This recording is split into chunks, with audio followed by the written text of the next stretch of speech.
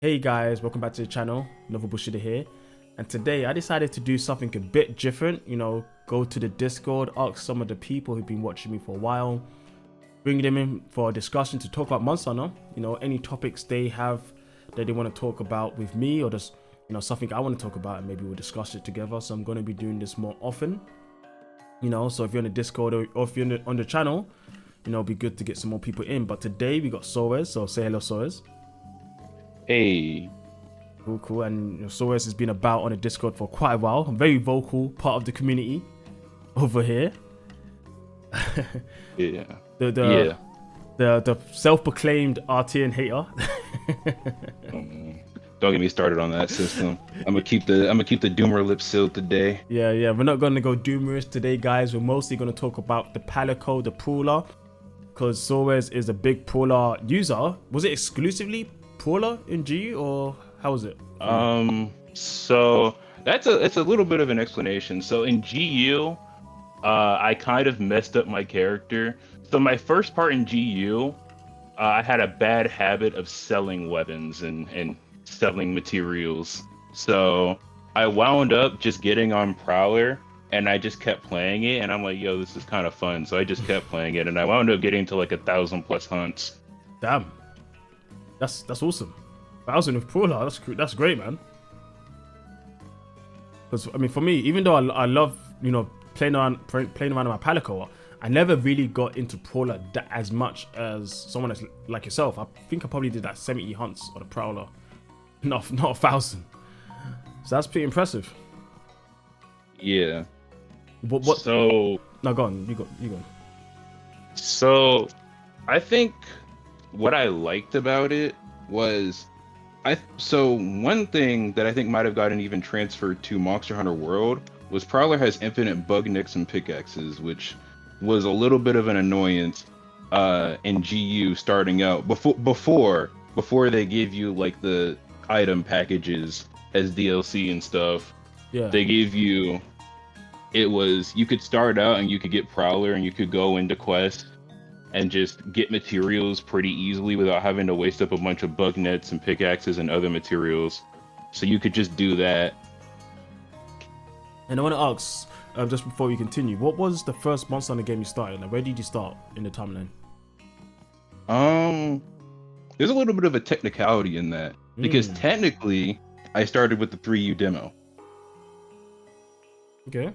And then what happened in reality then? I got my ass kicked by a Lagombi, and I never played it after that. Lagombi! Yo, yeah. Lagombi's putting in hands. I didn't even know it was a Lagombi at first until I thought back on it. I was like, that was a Lagombi I got my ass kicked by. You thought you just got hit by the chunky rabbit, and then you're like, nah, fuck this game, I'm out. Yeah. I didn't even say fuck this game. I was just like, I didn't know it was happening, so I just kind of got off of the game. But like a year or more later, I remember I was in Walmart and I saw Monster Hunter 4U in the store, and I was like, hey, I think I remember this game. And then I just went ahead and picked it up. Nice. That's awesome. So you came from a gen where we had to go through the struggle of bringing your pickaxes, bringing your nets, and so on. So I suppose when playing GU, being able to just not worry about that when it came to the Prowler, that was pretty cool then. That was a nice shift, right? Yeah, I will say I was really bad when I started in 4U, and in fact, I would say I was pretty bad at Monster Hunter all the way up until World. In fact, before I went back and I played 4U again, but I was I didn't even know how to upgrade weapons and armor until like halfway through 4U. I probably looked like an idiot in lobbies because I was seeing people with upgraded weapons and I was sitting there asking them how I get it. No, to be honest, there's a story for myself that I think I might have told once on the channel where I was similar. So it's not just you. There was a moment where I was Try was my first game, and I'm going through Try, and I didn't know you can change armor. I knew you could upgrade armor, like using the armor spheres, but I didn't know you could get new armor. So what I was doing, I was just using the basic armor and using armor spheres to upgrade my armor set. So I went all the way up to the guy Chris with the basic armor with just upgraded armor spheres, and I was taking so much damage. I was using a lance, and it was hell. So like, I don't blame you. Like, I think old Monster Hunter, even though, you know, one of the things that I would say they never did well was explain certain mechanics. They never really went through the effort of just explaining a simple thing as upgrading. You never knew it was a thing if you came into the game, or weapon trees and so on. But they fixed that in the newer games, which is cool. Not fully. There's still a lot of more explanation they need to do in the new games, but in the old games, there was definitely nothing around that. So I don't blame you, man. Honestly, I don't blame you. I don't even remember what made it like click for me that I had to upgrade weapons and gear. I just remember, so I got the high rank story in 4U, and then I don't think I carded up until that point, actually. And I think the only thing that made me cart, even when I was so bad at the game, was Apex Seroz. 2 carts, 48-minute hunt. Jeez, 48. Yeah. Holy crap. Yeah. I told you I'm super bad at the game. So I'm guessing your hunts were long, but you weren't dying. Like, you weren't failing them, right? They were like 20-30 minutes hunts. The Seroz, Apex Seroz was an outlier. That one was particularly long. Now, it was probably because I was spamming the jump attack with Insect Glaive, because again, didn't know how to play the game. Jeez. I mean, Insect Glaive was pretty strong. I don't know how strong the jump attack was, but I know it was strong in that game. But it was decently strong, but it's not what you should be doing for like your main damage. It was mostly to get a mount, get that CC, knock it over, and then you could do your main combos. Yeah, that makes sense. I know Insect Glaive mains were going crazy with the vault. Like, it was non-stop. But no, that's cool, man. That's a nice story. I mean, I think it takes a while for most people to kind of get their feet into the Monster Hunter games, right? You need a bit more experience. You need to go through maybe 1 or 2, or maybe sometimes some people get it straight away. But you need at least to go through the trials and tribulations of struggle to get there. It makes perfect sense. So no, all power to you. And so just coming back to you and Prowler. So you sold all your weapons, you sold your armor, your material, you had nothing. So you decided, you know what, Prowler's the way. It's pretty cheap to make Prowler armor, to be honest. It's very cheap. Barely costs anything. Yeah. So Prowler armor and Prowler gear, I will say, so what you can do, right, is your Prowler, you don't get, like, the Prowler armor doesn't upgrade like normal Deviant armor. Like, Deviant Prowler armor is usually the best. It doesn't upgrade normally. So you don't get the stronger version of the gear until like what would be the extreme fight. So it's like levels 1 through 9 of, let's say, Hellblade Glavenus.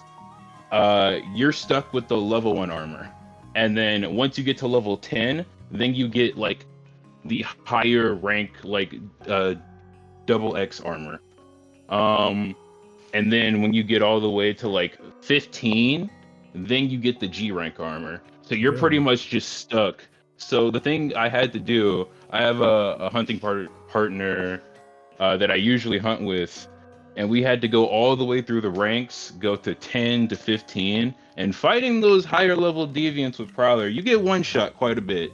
You get one shot like a lot, and you don't do a lot of damage unless you got that Copium mod. I don't know if you know about that. No, I don't. It's a mod that basically buffs Prowler because they nerf the damage, which I'm gonna get into later, because I'm hoping Prowler comes back with some better balancing. But yeah, you have to basically fight a higher level deviant with what is essentially like weaker armor, and you're already getting one shot with Prowler even with good armor. So it's kind of a struggle until you get that armor. So everyone goes for the deviant upgraded armor? Is that how it ends up with Prowler in the game? You don't. Sometimes it's high level armor essentially. It's either deviant or white fatalis. You have to fight something strong to get like high level armor because there's no skills on it obviously. So what matters is the defense. So you're going for white fatalis, crimson fatalis, high level deviants to get extra defense. Yeah, I hope if they do bring it back, they do put more thought into that mechanism and how how they're balancing the defense for the armors, like, and not just rely solely on the end game monsters. Because if you're just getting one sorted until you go for the armor, it's kind of hard to get to that point in the first place, right? You kind of relying on other people to play with you, or maybe to not use Prowler, to use another weapon to kill the monster to get the armor, and then make it for your Prowler. Which I don't think is fair. I think if you want to play Prowler from start to finish in a fair, progressive way, you should be able to do that. So hopefully, you know, when it comes back, if it comes back, that is, they do fix that in the system. Now, usually when I talk about like other weapons, I'm like, oh man, I'd like the weapon to get this moveset changed or that changed or this mechanic reworked. With Prowler, I don't think anything needs a rework.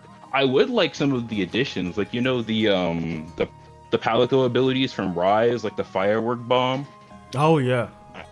Yeah, I would like to use stuff like that, but I don't think anything needs to change. They had a lot of moves. They had like the iron ball, the bomb you could roll on, the cannon. You had a whole bunch of bombs and boomerangs and strikes and digging underground. Honestly, there's just so much in that game. It's actually insane when you look back.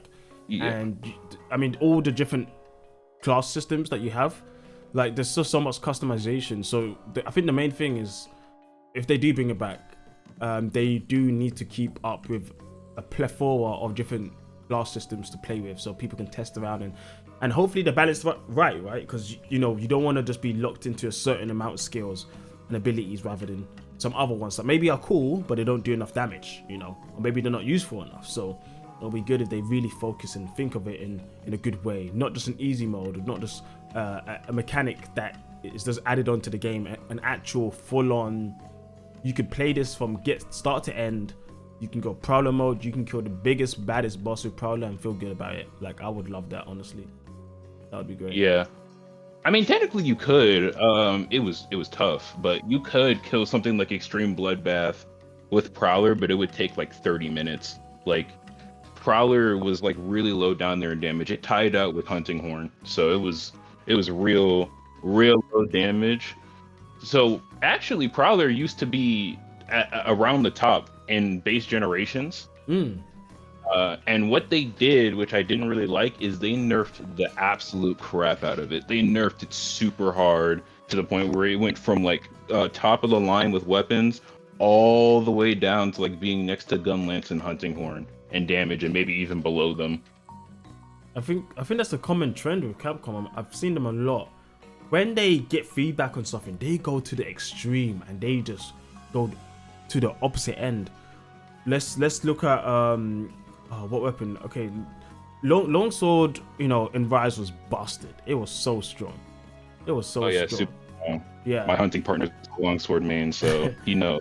Yeah, and then if you look at it in Sunbreak, it's not as strong as in base Rise. They definitely, you know, took it back a bit and buffed up a lot of other weapons. And then if you look at Wilds, longsword, I mean, unless you're playing a particular way, it's not really it in comparison to how it was.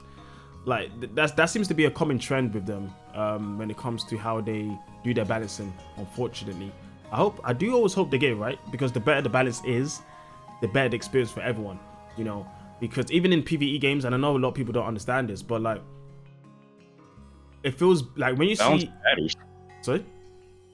Like, the balancing matters even in a PvE game. 100%, because if one weapon can kill something in, like, let's say 15 minutes, and another weapon, it takes 40 minutes, like, obviously you're going to feel like, why does my weapon take 40 minutes? Like, I want it to take maybe 15 or maybe at least 60, maybe 20. Like, it just makes you feel like you're wasting time using that weapon, using that skill, using that piece of armor or that mechanism. You know, that's why it matters. And I do want to get into a video eventually. I just didn't have time, but now I have a lot of time. You know, the Palico video I did was the last video on my list of videos I want to do. You know, a backlog. So the Doomer trifecta. Yeah, the Doomer trifecta. Yeah, we can say that. That was the last one. So I'm free to do whatever I want to do now. So I'm quite excited on that. But yeah, so hopefully they get the balance right on that when it comes to your Palico, if they do bring it back, your Prowler mode. I did want to ask, when it came to Prowler mode, did you have a preference of what type of Prowler mode you use? Like, what did you go for? Like, assist or healer or maybe beast? Like, what did you use? I used a lot of them. I used protect, fighting, collect cats. I heard healing was good, but I only used my healing Palico for support and not as a prowler. Mm. I'm trying to work on getting a healing prowler, but it's tough because it's a lot of RNG involved when it comes to building prowlers. Um, I used beast prowler. I used bombing cat. I didn't use boomerang bombing cat. I used full bombs, just Mm. full explosions. Yeah, my friend Inferno, he was a big fan of exploding cats. He even had a build where he would, you notice the dodge one, when you dodge, you lay a bomb. That one. Yeah. He loved that. He was just playing with that, and he wanted to make a whole build around it, and that was always kind of fun, honestly. But it's cool that so that means you have a lot of different cats, and you play around all the different palicos. You don't just have one palico, because in Generations, each palico is assigned to one, class, right? Yeah. I'm trying to think. I think I have like 7 or 8. It's between 6 and 8 right now. Jeez. And getting the other ones is kind of tough. Leveling them up is kind of hard. You got to get like specific leveling strategies because they go from level 1 to all the way to level 99. So. Whoa, it's long. It's honestly long. They don't make it easy. Like, they definitely make you work. Probably a bit too much on that front, to be honest. But yeah. I mean, if you look at I think it's Rise and World and also Wilds, the max level is 50 for your Palico in those games. I'm not sure if it's comparable. Like, I'm not sure if the XP gain is around the same by the time you get to G rank. But to be honest, I'm guessing in Wilds in the DLC they probably will up it from 50, probably to like 70 or 99 maybe. I guess we'll see. Yeah. Well, in Rise, it was really easy to level up buddies, because what you could do was you could slot them all into like that training room. It was really easy to get the acorns for training too, but you slot them all into that like little training area, and then you go to the Furious Rajang arena quest, and then you just die over and over again. Damn. All right. Okay. I mean, couldn't you have done that in GU? Because GU, you also had the training room there as well, right? Like, what's the difference? In Generations. So in Generations, I don't know if you know, but you can, the quest in low rank village where you can deliver the Kirin horns. Yeah. They let you. So from Neko, you can buy. Not sorry, I said Kirin horns. Kelby horns. Oh, okay. Neko, you can buy Kelby horns from him. And you can buy like stacks of them, and then you can go on that quest, and you can do it over and over and over and over again. And that's the quickest way to get through like anything that's like, oh, you have to wait like 10 quests before this happens. That's how you get through it. Jeez, I didn't know that. I mean, I remember that. Yeah, that Neko guy, you can get a lot of stuff. Or normally, it can change. It depends, right? You can change that character to be like, for me, I think it's the guild, the guild lady from GU, not GU, sorry, from 3U. I think I changed it to her. But yeah, no, that stuff is interesting. I never knew that. I never knew you can do that. I don't play Prowler like that, so I don't really need that mechanism. Most of my Palicos that I use, I mostly rotate between 3. I've got my assist, which is my main Chives. I've been rocking the Vims this day. I got Noise, who's a healer cat. I've got Katarina, who's another healer cat. And I did have a defensive cat, and I can't remember his name. It's been a while since I've used him. But normally I go for Chives and Katarina. Those are my 2. Yeah. I would say I mostly just used the healer. I think I had a healer cat, and what was the other one? It was Charisma. That's what I used as my supports. Charisma gives stamina, right? Yeah, stamina. It could give you buffs. So the way Prowler works is, the point system, right? Do you know anything about that? You have that. So it's 1 to 9 points. So Charisma can lower the point cost of your abilities. Oh, wow. Oh, okay, I see. So you would bring the Charisma one to help you lower your own abilities on your Prowler. Yeah. That's pretty cool. I didn't know that. Huh. Wow. That's actually pretty cool. So So the best type of Prowler would definitely be Boomerang. It's Boomerang by far, which is why I hope that there's a little bit of a rebalancing if they ever bring it back. They mentioned it. There was an interview with Rurikon.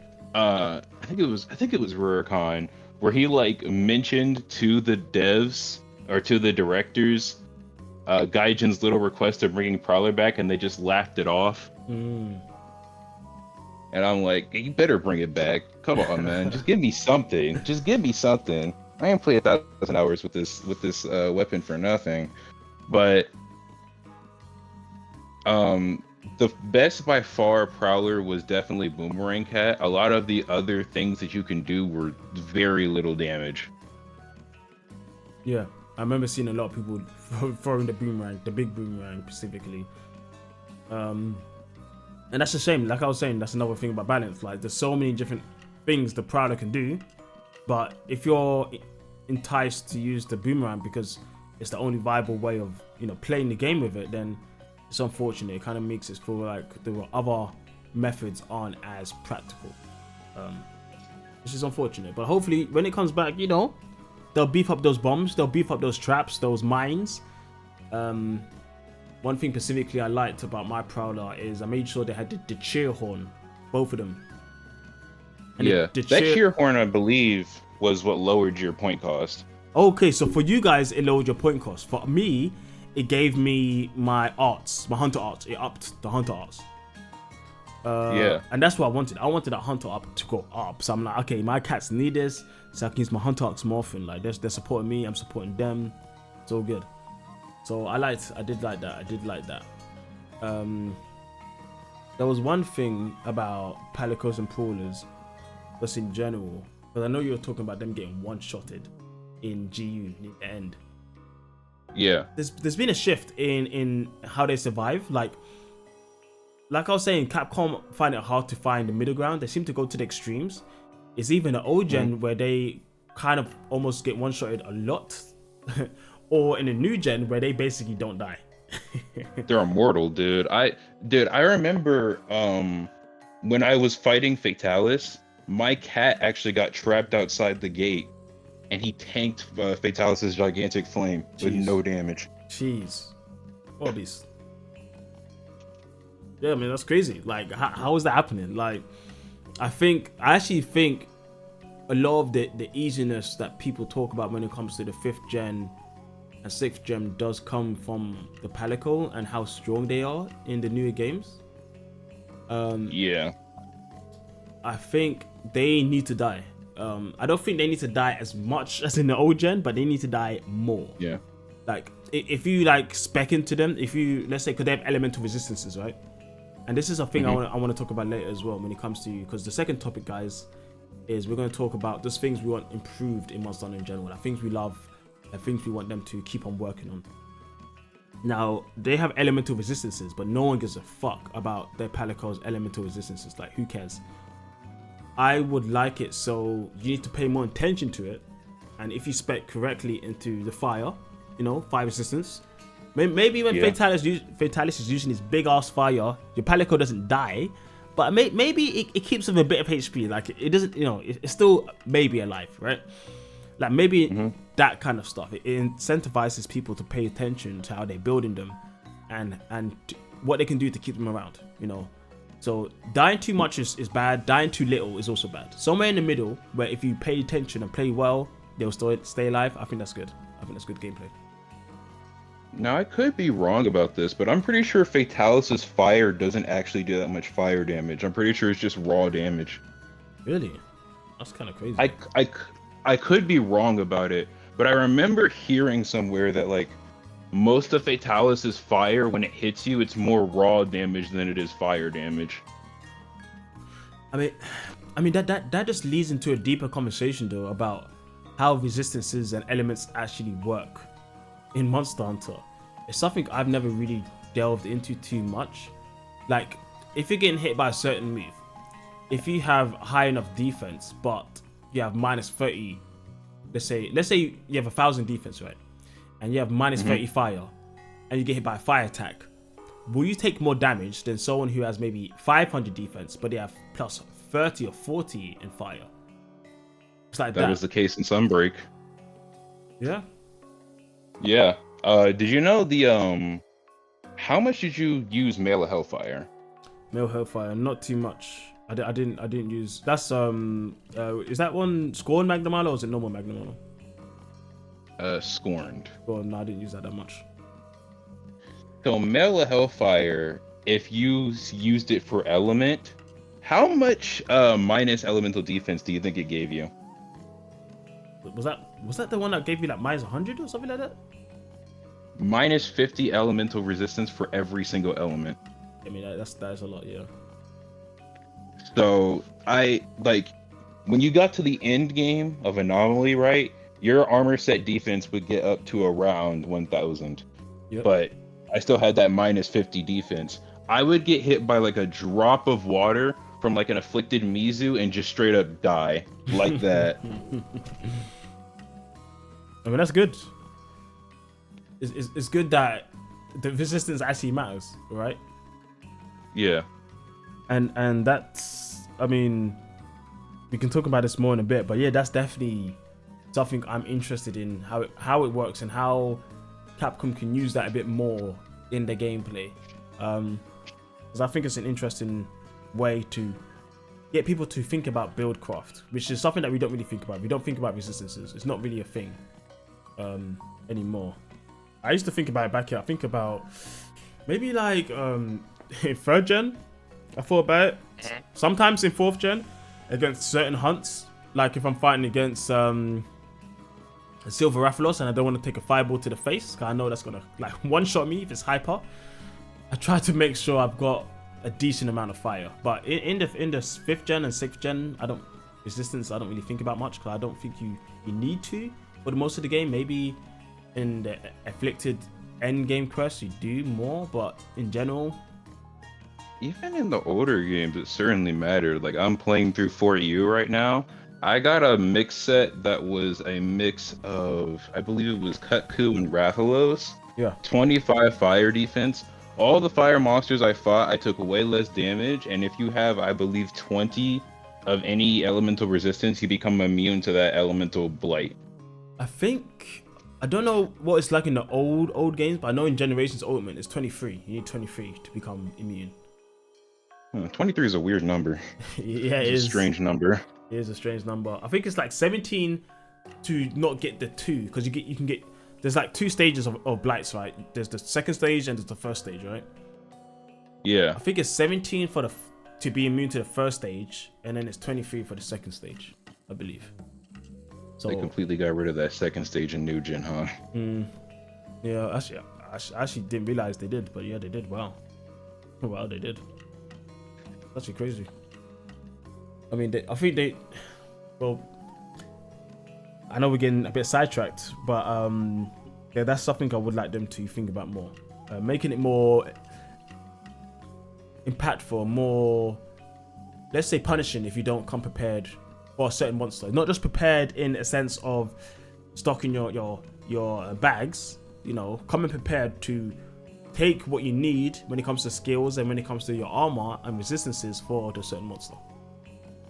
Yeah. Now, when it comes to Prowler and Palico in general, do you have anything else you wanted to talk about in that sense? Mostly just the future of maybe getting it in another game. Like I would just like to see it with better balancing. Because one thing they did with Prowler, some Prowler styles mimic the actual Hunter styles. Like Bombing Prowler was adept. Yep. Protect Prowler was adept block. And Fighting Prowler actually had aerial style when it got mad.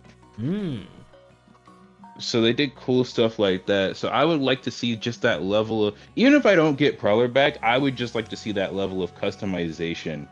And that level of like just quirky, weird abilities back on the Prowler and back on the Palico. And if we do get Prowler, I want to see them all be damaging enough to be usable. Prowler doesn't have to be the most broken weapon. It has so much utility that I don't really even want it to be super damaging. I just want it to be like maybe slightly below average or something like that. Like I want to be able to kill things without it taking like 30 minutes. Yeah, it needs to be comparable. That's the main thing, right?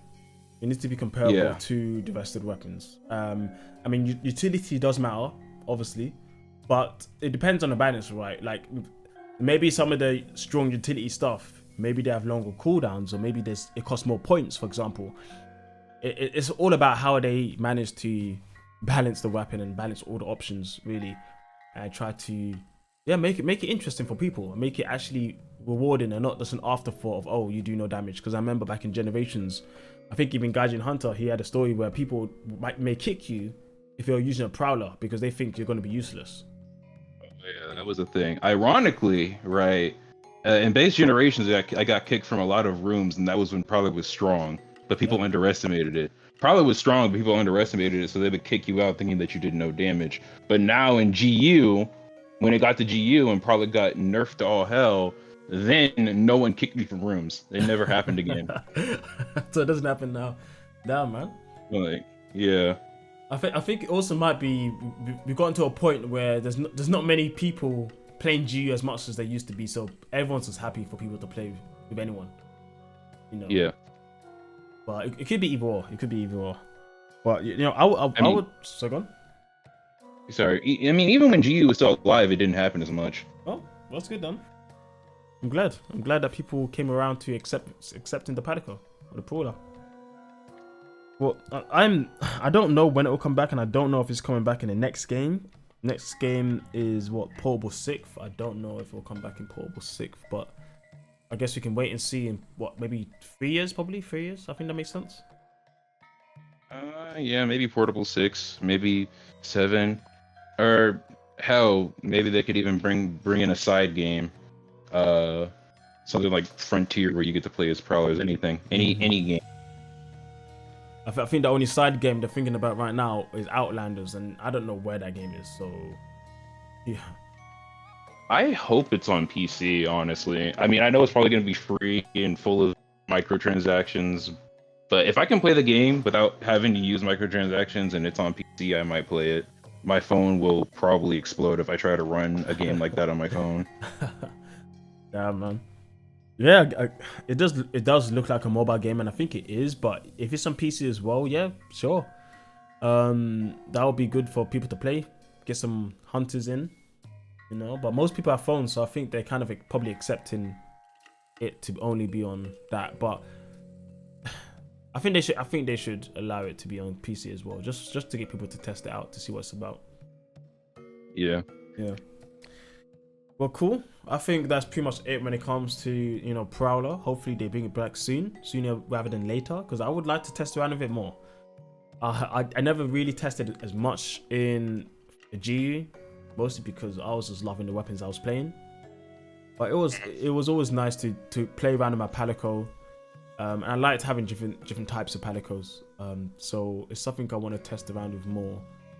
When it comes, while I'm spreading the good word of Prowler, I can probably drag you or someone else in the server and make y'all play Prowler with me. You know what? Maybe a couple streams. Maybe we'll do that. Maybe I haven't played GU in a minute, like on stream. I've done it a bit with the boys, but I haven't done it on stream. So maybe next time I go on stream, yeah, maybe we should bring out the Prowler and do some duos. Maybe Prowler server, like 4 people Prowler. Let's go. Yeah. I think there's one other person who has Prowler. I forgot what his name was. Was it Scythe? Oh, Scythe, I don't think he played GU. It was somebody. There was someone else when we did a GU stream who also used Prowler, and I forgot who it was. Yeah, I don't remember. But yeah, I think you're right. There was someone else. We'll get there. We'll 100% get there. Yeah. Cool. So the next topic, you said you want to talk about some things you want to see improved when it comes to Monster Hunter. Those things maybe we like, maybe things we don't like that we want to see improved better. Did you have anything in general that you thought of? Yeah, so as far as improving the games, I've seen a lot of different opinions.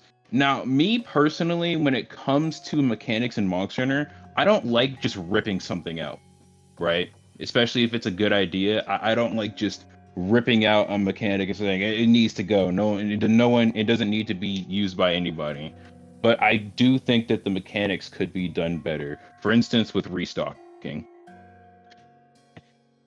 Restocking could be done as kind of like a supply drop system, kind of like in GU when you could use your gesture and call down a supply drop. You remember that? Yeah. No, that's great. Like honestly, I actually said that in a video as well because I think it was Cammy Blade. Shout out to Cammy Blade, by the way. He comes to pretty much every stream. He wrote a comment saying, I think when I did that Jacob video, he was talking about how, yeah, supply drops would be great, like as a way to make it so you just can't restock, because restocking, unlimited restocks is busted, it's broken. Absolutely broken. Yeah, and it ruins a lot of that, and it's quite ironic that I guess in Wilds, the name is Wilds. It kind of makes you sound. It kind of sounds like you should be in danger. You should be in the Wilds, but you can always restock, so you never really feel like you're in danger. So it's Monster Hunter Wilds, and you're also in a forbidden place that is unexplored by the guild, and they still give you free restocks, which is kind of insane to me. Yeah, I think supply drops would have been the best way to like kind of help people get more stuff if they forget. No, even if you forget, you should come prepared. But when you're out there getting things delivered to you, like in a while, I think it's just cool because in Generations, like I said, it was a bit more restricting in that game, guys. But basically, how it works in that game is before a quest, you will pick what supplies you want delivered to you.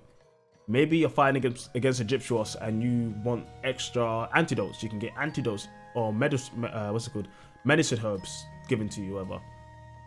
Maybe you're fighting against something really tough and you want some more max potions delivered to you. They will deliver it to you in the area you're in. I think sometimes it's 5 minutes, 10 minutes, and sometimes it's a certain requirement you need to fulfill for it to get delivered. But yeah, that was a really cool way of getting items in a quest, and maybe they could do that again, so you can get that sense of danger when you're out there, And if you make mistakes, if you're on a really hard hunt, instead of just going back to your camp and restocking after a death or something, you need to think, oh shit, when's my supply coming in? Can I hold off until my supply comes in, and so on? Because that was always kind of, even when it comes to like how your normal supply system works, right? There were hunts where I'm hunting like big monsters and I'm using all my supplies, they're gone. And I'm thinking, oh shit, maybe if I can get the sub quest to get the extra supplies, because remember back in the old gen, I think 4th gen backwards, there were sub quests in a quest. Specifically for the quest. And if you completed that sub quest, you will get items to help you out. I love that because if I'm struggling, I'll be like, okay, let me at least do the sub quest. Let me get extra items. Let me see if I can hold off until the extra supplies come that they normally give you on top of that. Then that's good. You're getting extra stuff. You can't, if you're struggling, you kind of have to just hold it on, But now I guess it's not like that. If you're struggling, just go back, just restock and then come back, right? It's not the same feeling. The thing about those sub-quest supplies is they only drop supplies for enough for one person. Yeah. So I remember we were hunting with somebody and I wanted to strangle him because I did the sub-quest because I was running out of materials and I needed supplies, and he farcastered, stole all the supplies and ran out. No, what a guy, man. Damn. I mean, there's people like that. I know those people, but you're definitely right. It was only for one person. I think maybe you might have gotten like 5 what's it called? First aid 5 plus. Yeah, 5 first aid, I think 3 or so rations, and then some other stuff. Yeah, so 5 is like I guess you could share that between 2 people, but it's still pushing it, right? But at least you're getting something. So it's like in urgency, use this. Like this is like your loss, supplies. And I think there was this one quest I really deeped how much restocking, how powerful it is, and how much it takes away from the experience. Was me and my friend JR, he's me and him, we do the podcast stuff, we play a lot of stuff, known him for ages. We were fighting a dreaded quest. Now no one wants to do this quest. It was Hyper, Silver Rathalos and Hyper Golden Rathian. Oh my god, that was a pain. Bro, no one likes that quest, but we were doing it, and we were getting fucked. We had bare supplies. We used all our supplies. All right, all of them. And he was struggling, so I gave him my supplies because we can't go back and restock. There's no restocking in GU. So I gave him my supplies, and then he ran out of supplies, and then I ran out of supplies, and I'm like, okay, shit, what do we do? I'm like, okay, we can just do a bit of damage, and then hope and wait for the new supplies to come. Then it finally came. We ran out of that as well, and we were still fighting these guys, and we we're like, oh, this takes forever. So what we had to do, we had to run around the map. We were picking up herbs, we were picking up blue mushrooms. We were trying to, make potions on the spot. Get honey, get all that stuff, making potions in a quest, doing crafting in a quest, because we weren't able to just restock. And I thought that was such a beautiful and interesting experience to have that you can't have anymore, which is a shame. And I think it would feed so well into wilds. The whole idea of being in the wilds, of being in the forbidden lands, as you said, being out of supplies, being stuck, and you're looking to your friend and saying, yo, we're in this big ass world with all these materials, let's just gather stuff and let's stay alive that way. That would be so good, like an experience. But unfortunately, because of restocking and how things are balanced around how much materials there are in the world anyway, it's a bit too easy for that, in that sense that those type of situations will never come up. And it's unfortunate because it's a very niche situation, but it just shows you how beautiful those situations can be, if you know what I'm talking about. Interestingly enough, because I play Prowler and Prowler literally can't use items, what I did is I did do that quest with my hunting partner. I literally played supply chest. I got a bunch of potions and stuff, and I put them in my inventory. And then when he ran out, I just gave them to him. Yeah, exactly. I used to do that. That's great, and I used to do that as well. Like me and we just did another episode on the GU series that we're doing. And Shibs ran out of pickaxes. I gave him a pickaxe, Someone ran out of blue mushrooms. I tried to get blue mushrooms off of JR. He wouldn't give it to me. But, I wanted herbs off of him. He wouldn't give me herbs. But, it's that type of thing. Because you're limited, working with your team, asking them for stuff, you guys trading, you guys looking out for each other is so much more important. And it's not really a thing when you can just restock. You don't have to rely on giving items to your teammates, which was a thing that I did a lot. And even me and my hunting partner Inferno, I've been playing with him since Try back in the day. It's a long time, and he plays a lot of bow, mostly light bow gun. And when he would run out of materials before the quest, he would give me the extra ammo before he runs out, because in long quests he normally runs out of materials. And then I would trade him the materials. We would be team in that sense. I'm looking out for him. I'm holding the materials for him and trading it to him.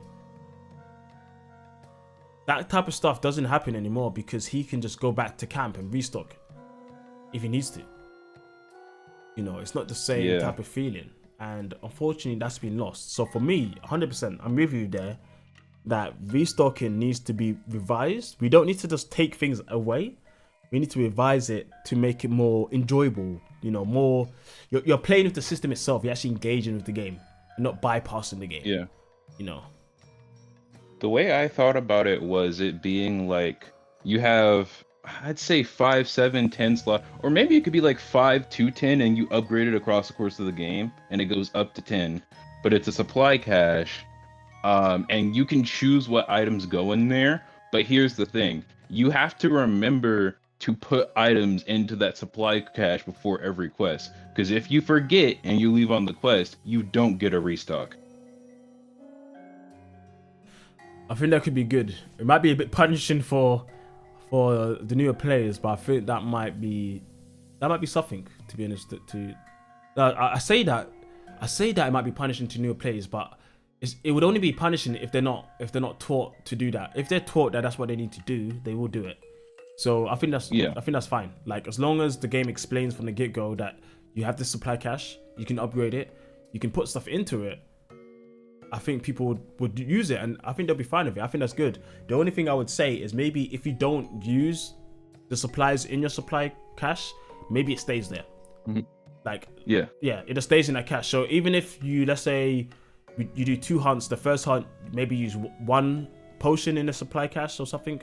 Maybe next hunt it starts. You have 9 instead of 10, right? Like that. That way, if you don't use everything, you don't have to always go back and restock it every single quest. I think that'd be cool. Yeah. And the only reason I came up with the idea of like a one-time supply cache is because even when you're restocking, you really never restock more than once. Is the thing. So if a quest is going so bad that you have to restock multiple times, you're probably not going to win that quest. That's a fair point. Apart from things like Fatalis, right? I guess that's the exception. Yeah.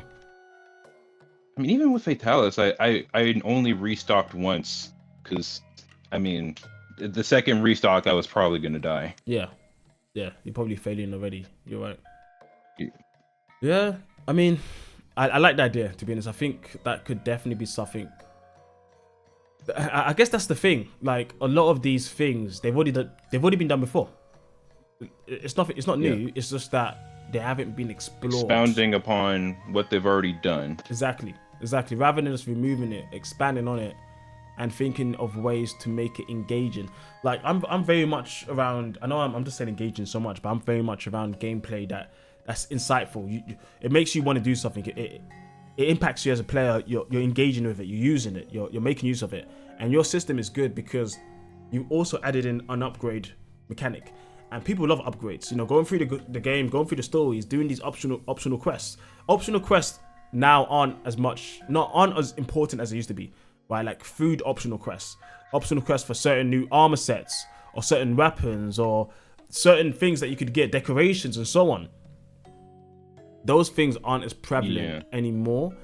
But for this system, it could be cool. There could be certain optional quests that could unlock the cachet, and it gives you that sense of achievement. So you've achieved something. So I think as a gameplay sense, it's good for the player in general. Above to add on to what you've already said anyway. So it's good. Yeah. That's cool, man. I like that. Where you going? There's another thing. This one's a little more controversial. Go for it. But player and player item trading. Interesting. Okay. Explain. Like you can trade monster materials. Now, here's the thing. I've mentioned this to multiple people before, and they're like, well, what if somebody just trades you a gem? You cannot trade materials that you don't have. You cannot trade materials that you've never seen before. So if you've never gotten a Rathalos ruby before, you can't trade it with someone else. Okay. So only things you've seen before you can trade. Can you trade whenever you want, like anywhere? I would say it could either be anywhere you want, or if they want it to, it's completely dependent on if the developers even take this idea. It can either be wherever you want or in a specific place, like maybe like a trader's market or something like that. Yeah, so I thought about this a lot in the past like 10 or so years. And you think about this more when you're playing with other people, right? Because you see sometimes someone gets all of the rubies, all of the gems, whatever, and the other person gets none. And you're like, well, I need it, but I don't have it. And the other person doesn't need it, but he has it. So, and that happens a lot in my experience. So I thought about this a lot, and I think what you say is good. But my take on the situation is, and the system is a bit arbitrary. It's more of a mechanic rather than it making sense in the setting of Monster Hunter. But what I was thinking is, you do a quest, you see the rewards on the quest.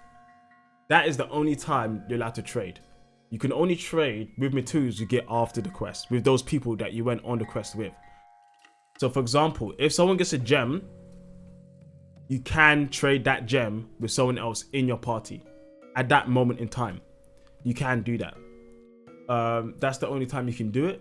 That way, it kind of makes it so, okay, everyone hunted together, but that one person was just lucky enough to get a gem. You know, at least they went on the hunt, they experienced the hunt, they fought the same monsters together, but the person who wanted it just didn't get lucky enough. I think that's fair, because at least that leads people to actually play the game. They need to play together in it, and then they can decide to trade if they're in a hunting team. Can that make sense, right? You're carving a monster, you killed it, and then after that, you're looking at your materials, you're looking at what you got, your rewards, and you're like, oh, I got this, and you're like, you want to trade? And like, yeah, sure. You start trading with each other. I think that's cool. We can do a step up from that. We could also do a point system. Point system in a similar sense as GU, because you know when you upgrade stuff, different materials have points to upgrade the. Yeah. We can do similar. So maybe like a plate gives like 6 points. Maybe like a scale gives like 2 points or 1 point. And if you want to get a plate, if you want to trade a plate with a scale, you need 3 scales of 2 points to get to the 6 with the 6 point ruby. And that's the only way you can trade. You need to trade the same value of stuff that you got. I think either those two ways would be good. And it wouldn't lead it for people just to be trading whatever all the time and just stocking up gems on each other. Like, I think this would be a good way to handle that. Yeah, that's definitely a better way to do things. Because like I remember I've playing for you multiple times with Maka. I think it was what we were trying to grind for. I think we fought. No, it was Ucanlos. Neither of us needed anything from Ucanlos, but Ucanlos gave me like 2 gems. Yeah. And I didn't need either of them. He didn't need them either, but I'm like, if there was someone there who was like, yeah, I want to go for Ucanlos materials, you know, there's like the option of like put the items in your inventory, put them in your chest, sell them, and then you could put an option below that says trade materials. Yeah. That'd be good. And then you would put in that. Maybe he would put in something you guys can make a trade together. But only in that period of time because you both went on the same quest together, fought the same monster together. Now the thing about this system is for it to... There needs to be other stuff they need to do to make it even more impactful and more important. They need to fix how drop rates work. They need to be lessened. Because if it's so easy for everyone to get a gem and people can just trade stuff so easily, it's going to have a less of an impact of what that system actually is. Yeah. And in new gen, as we've seen, getting gems and getting the rare materials is just so easy. And it's so easy that when it came to Laggy and Seroz, because it's so low percent chance, and the percent chance is pretty much the old gen percent chance, because we've gone back to that, people are hating the percent chances because they're not used to it in the new gen. It's not what they used to. Well, here's the thing: no one liked it. No one likes not getting a gem. That's never been a thing that people like. It sucks. It really does. Like no one likes it. No one likes fighting a Rathalos 30 billion times in a row for a single plate. It's less that it needs to be liked and more that it's a thing that needs to be there just to make the process of getting those materials actually matter. Yeah, exactly. It's an important thing that we don't particularly like, but it's important. But the thing is about in the old games is that they made it important. They made so many ways for you to engage with the percentage of chance, right? Let's say there's a gem. Okay, you check, is capturing better, is killing better. You check that, then you weigh the percentage, you weigh what's more important, you want to kill or trap. Maybe you need to break the horn, maybe you need to break the back. The tail, who knows? Maybe there's a percentage of getting the gem from the tail. There's a lot of monsters in old gen. There's a percentage of getting a gem on the tail, so I would do that. Maybe there's a certain quest you can do where the chance of getting a gem is increased. Or there's 2 quests, or an event quest, right? Or maybe there's a sub quest, like I was saying, which is changed now. Sub quests is a lot of them increase the chance of you getting a gem. It's not possible anymore because sub quests 5th gen onwards are all random. They're not linked to the quest itself. They're just generically made, unfortunately. And I think that takes away from the experience of the questing that we had. So if they did lead into that way, people who want to get the gem, they will take every little step. They will make sure I break the back, I cut the tail, I break the horns, I capture him, or maybe I kill him, and I also do the sub quest. They will make sure they do everything they can to increase the percentage of chance to get that gem, and that just adds into the experience even more. It will be so enjoyable in that sense, at least for me. I find that interesting. You know, researching. I mean, that's what we did in old gen. You did the same thing in old gen. You want a ruby, you break the head, you cut the tail, you capture or kill depending on which percent chance was better. You do all of that, and then probably still not get it, but you know, it increases the chance, right? It's the process, it's the experience. So I think that experience is sacred and it's very important. So for this trading system to work, I think we need to go back to that. Because then, if someone does get a gem, it means so much more than it does now in the new gen. And then people could be like, wow, okay, I got this, and then we can make trades, blah, blah, blah. It will be more special experience in general. And it will make those hunting parties, those teamworks, those team situations mean so much more, honestly. So yeah, I'm in big favor of that type of thinking. So I'm glad you brought up trading, because it's kind of a taboo thing. Not many people talk about it anymore. But I think it could be interesting. That was the thing people used to talk about, was material trading. I mean, at least in my circle, we used to talk about it a bit, but no one talks about it anymore. At least. At least in my group. But okay, cool. So you got two things that you brought to me. There's one thing for me that I would like to see improved, and because I'm very much a mechanics type of guy, I like to see skills being used. I like to see systems being made. You know, I like that kind of stuff. And we talked about this a bit earlier. Resistances. I think they need to really think about how they're balancing armors, skills, resistances, and so on throughout the game and experience. I would love it if taking advantage of a monster's weaknesses and their strengths was very impactful. Very impactful. I would like it so if you don't make sure you spec into fire and you get a fireball to the face, you're going to take big damage. Big. Yeah. Because it forces that person to go hard. Instead of just going through the game with the same armor until they feel like, oh, maybe there's enough, I need something new for skills. It's more like, okay, I'm taking so much damage right now, I need to fight monster B to get armor to fight monster A. To get that weapon, or maybe the fire weapon for that monster that did loads of fire damage, to fight monster C, who's super weak against fire, and is a water monster, and I want his weapon. Like, that kind of, that kind of loop, that monster on a loop. I would love them to push more into that and really prove that in how you go about fighting different monsters, what you want to fight, why you want to fight it, and how you kind of hop between monsters and not just keep on going to the next, or maybe to the end with a raw weapon, and then you just finally get the strongest end game weapon and be like, okay, now I'm going to go back and start clearing stuff up.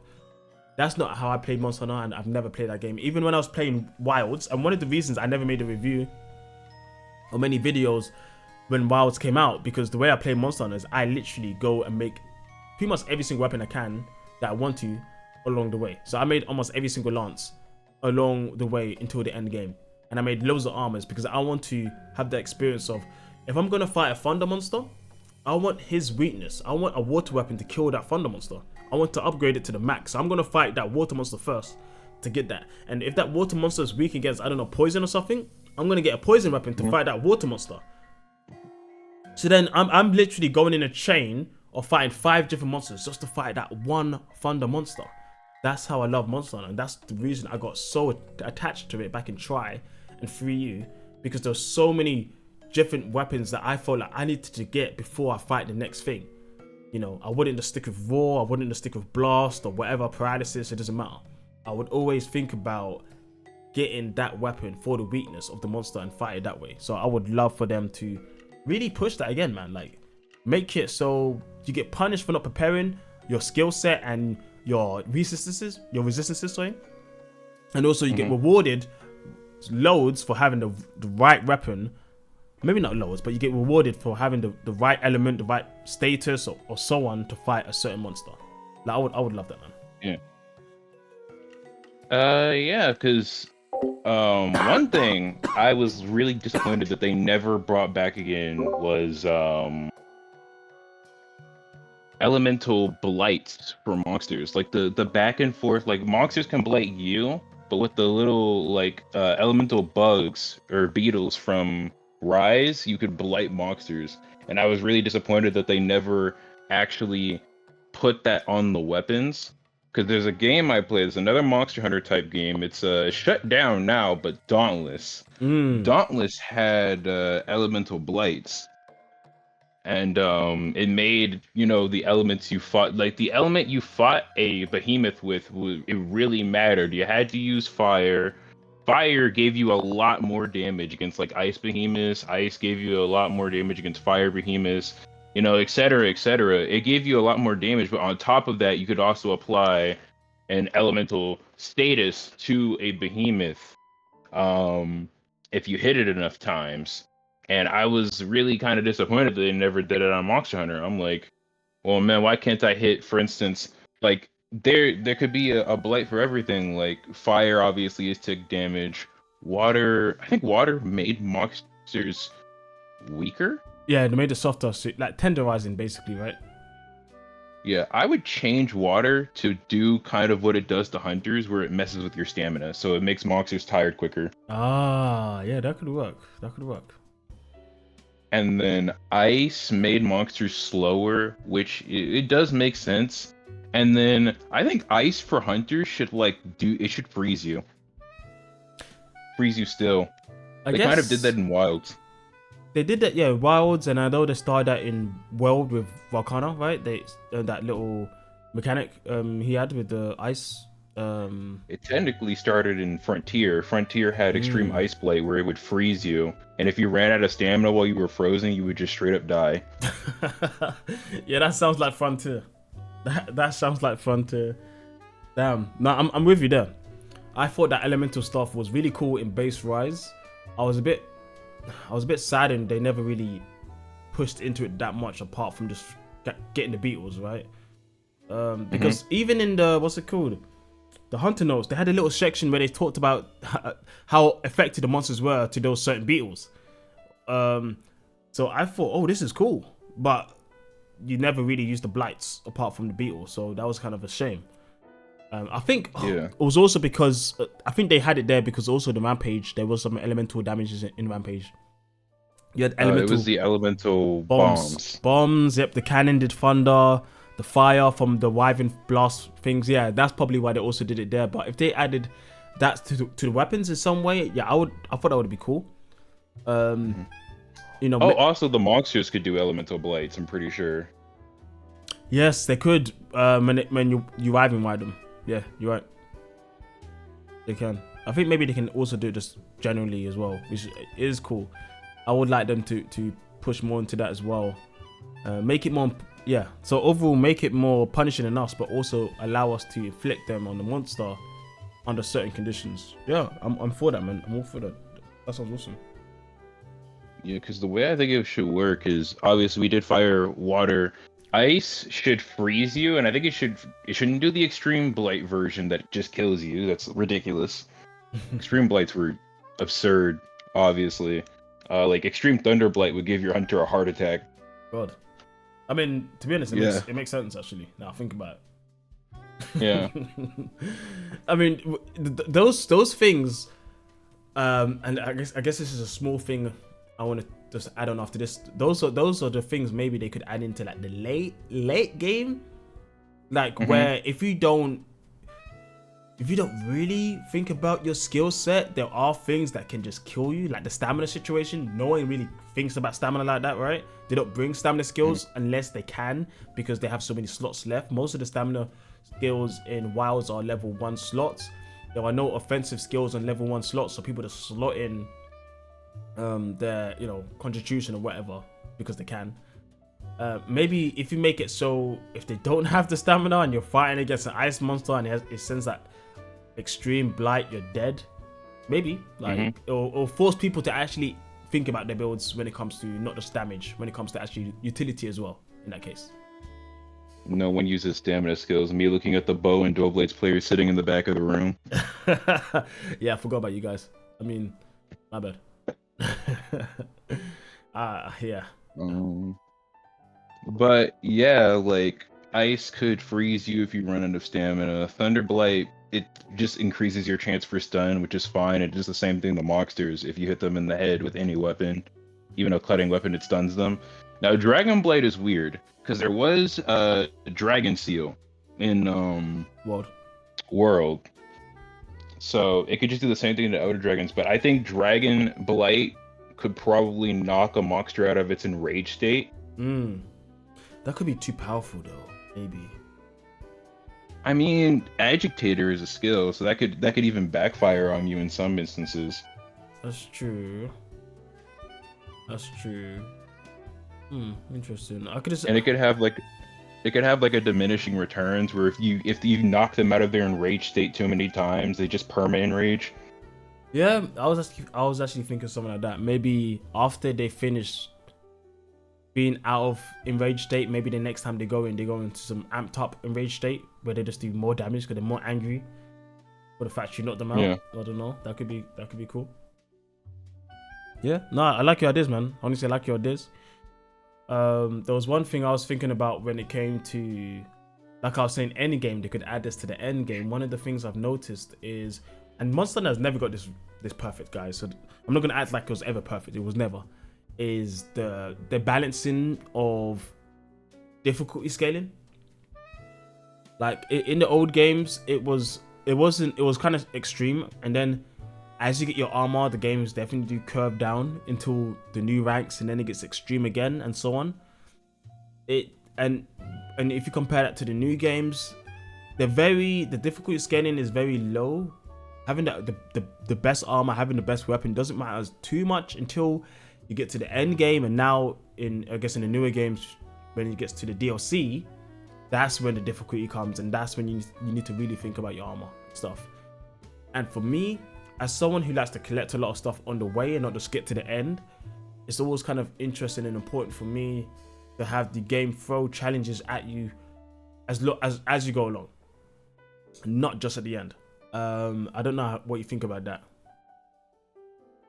Yeah, I think they should throw challenges at you throughout the game. I think in OG Monster Hunter, again going back to 4U, every time you get to a new rank, it's like a struggle getting the proper armor because you're going from like low rank to high rank monsters, and the high rank monsters will like 2-tap you, in your low rank gear, like once you get far enough. Yeah. Like, so you're sitting there, you're struggling to get like a competent high rank set that you can upgrade. You're also struggling to get armor spheres to upgrade that armor. And dude, stuff in 4U got so expensive in G rank, like Jesus Christ. Yeah, they do get expensive. Like, I remember that.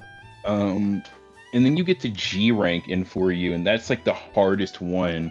I didn't even feel that, and even in Sunbreak, and well, I felt it a little bit more in Sunbreak. I didn't feel it as much in Iceborne, but I still felt it. It just wasn't nearly as much as the OG games. Was that kind of difference between high rank and G rank, where you are just struggling with every single monster in G rank because your gear is high rank? No, I think the way that the games are built is a bit different. Like when you get into high rank, and even from the get-go, I think it's more of a curve where they slowly try to build the difficulty up, but they don't build it fast enough. Like the way I look at it is, at least from my experience, this can be totally anecdotal. You know, you guys can disagree with me in the comments. I'm fine with that. From what I remember experiencing from World, the difficulty scaling, it goes up, but it goes up very slowly. But it does go up. Now in Rise, it goes up, I think, at a good pace, but it doesn't go up like fast enough. And where it starts and where it ends isn't high enough. So when you get to the scaling up, when it comes to high rank to G rank, it doesn't scale enough, or low rank to high rank, it doesn't scale enough to make a difference, to make you feel like, oh shit, I'm getting destroyed with my low rank armor. Maybe not until you fight 3 or 4 monsters into the high rank, then you would feel like, oh, okay, now I need to upgrade. Where in the old games, it would literally be the first monster, you're getting hit so hard, you're like, I need to upgrade straight away. I need to get the best armor I can before I continue. Yeah. So those G-rank monsters hit so hard. I was getting like 1 shot by like a Desert Celtis. Bro, yeah, it's painful. It's honestly painful. So, like for me, like I want them to think about how they are balancing their games on the way to the end, because I don't want to fight just the hardest things at the end. I want to fight I want to feel challenged on the way to the end. And I know a lot of people say it's because you have this much experience in the old games.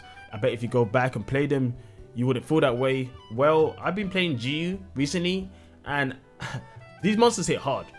Even though I fought them so much and I have the most experience in GU, I'm still getting hit hard by these monsters because I don't have the armor. In Hunter Rank 1, okay? So, like, I'm experiencing that already, and I don't remember it being this painful now I think about it.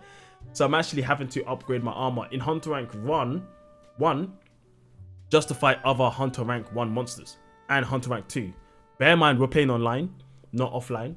So there's that caveat there, but it's still in the same sense that at least that experience is there. In the new games, they don't even have offline and online separation apart from Rise. So yeah, it's so surreal. Honestly, I'm getting hit so much by Techakaba, by Blongonga, like even Yankeku. I fought Yankeku today. I took so much damage. Honestly, I was so shook. I was like, what the fuck? How is this guy so strong? Like, and obviously it was because my armor is still the Great Macau's armor, but Yankeku is also a Hunter Rank 1 quest in Generations Ultimate online. So regardless of Great Macau being a Hunter Rank 1 monster, I'm still taking bare damage. So I need to also probably upgrade it to Gypsross or Techakaba before I fought that monster. So it's just stuff like that, you know. I would like to see that more progressively throughout the game and not just at the end of the game, at least for me, or in post game content. So that's something I wish they work on and they get better as they go along. That's my hope.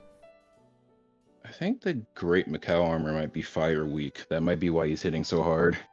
Yeah, I think you're right. I think actually you're right on that one. That's probably it. See, resistances. Exactly, resistances. If I had the right resistance, I would be okay.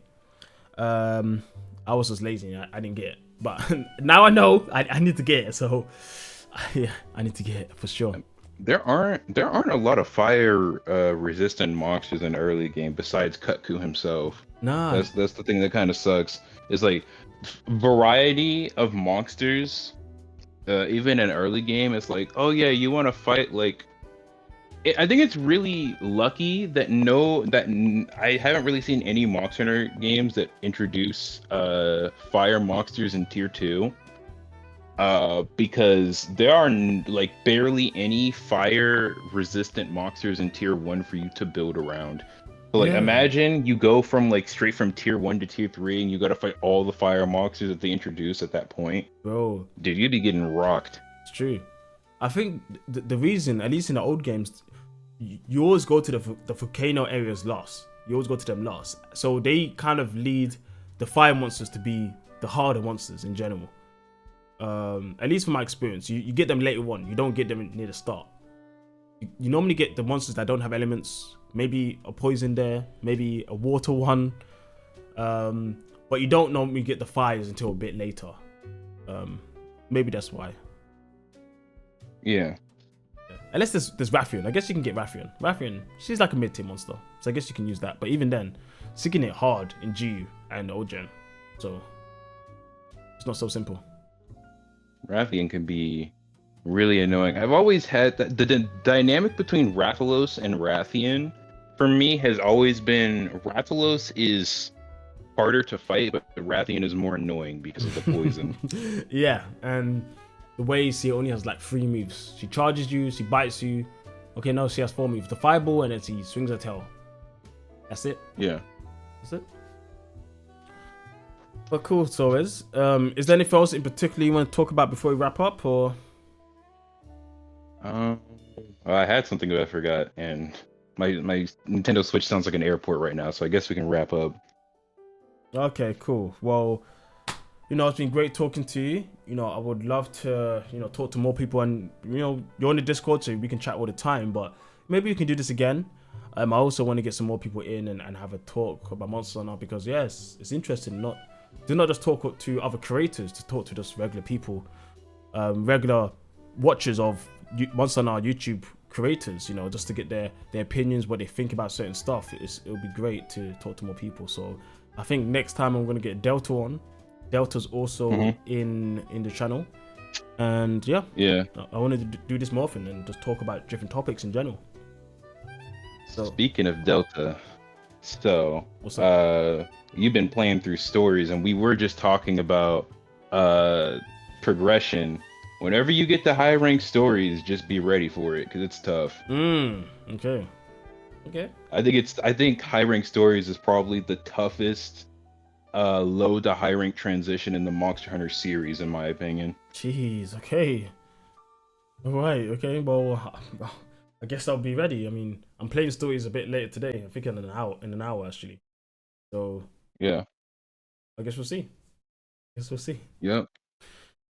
Yeah, man. Thanks for coming. Yeah, Yep. guys. Thanks for watching, and we'll catch you guys next time. See ya. See ya.